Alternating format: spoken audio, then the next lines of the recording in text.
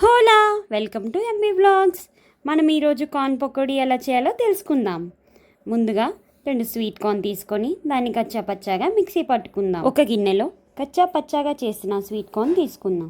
దానిలో తరిగిన ఆనియన్, పచ్చిమిర్చి, కరివేపాకు, కొత్తిమీర, పుదీనా, కారం, 2 tablespoons of cornflour, 2 tablespoons of besan, 1 tablespoon of కారం, తగినంత సాల్ట్, ధనియా పౌడర్ 1 టీ స్పూన్ వేసుకొని బాగా మిక్స్ చేసుకుందాం.